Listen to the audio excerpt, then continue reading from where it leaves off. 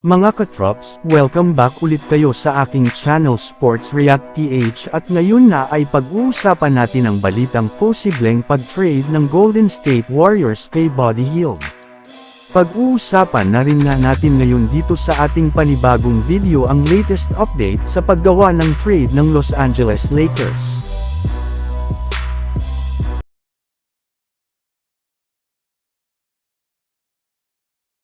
Dahil nga mga katrops, sa tuloy-tuloy na pagkatalo ng Golden State Warriors ay mismong si Stephen Curry ang harap-harapang nagrereklamo ngayon sa team sa sobrang hina ng kanilang opensa na siyang nagiging rason ng kanilang pagkatalo.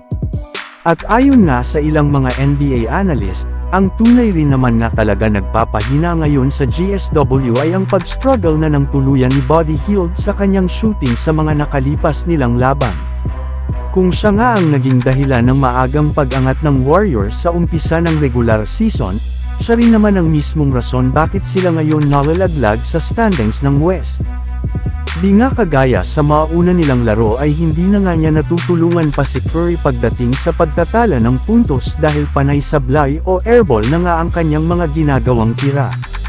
Kaya napatunayan na nga po ng Warriors at maging ng mga fans na hindi talaga si Hield ang player na papalapit sa pwesto ng kanilang dating superstar na si Klay Thompson.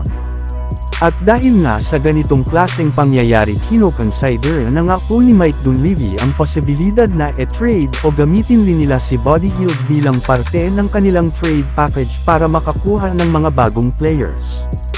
Samantala pumunta naman tayo sa ating sunod na pag-uusapan ngayon sa inilabas na latest update sa paggawa ng Los Angeles Lakers ng trade. Dahil nga sa kanilang pagkapanalo ay tuluyan na nga mga katrops, na umangat ang kanilang kasalukuyang record sa 24 wins 18 losses bilang ika-top 6 sa standings ng Western Conference. Lumalayo na rin naman nga sila ngayon sa mga teams na nasa ibaba ng standings at may pagkakataon na rin naman nga po sila na makaangat pang muli sa standings ng West kung maipapanalo nila ang kanilang mga susunod na laban. Ngunit kahit man nga maayos na ang sitwasyon ng Lakers ay hindi pa rin naman nga sila kontento sa kanilang kasalukuyang lineup.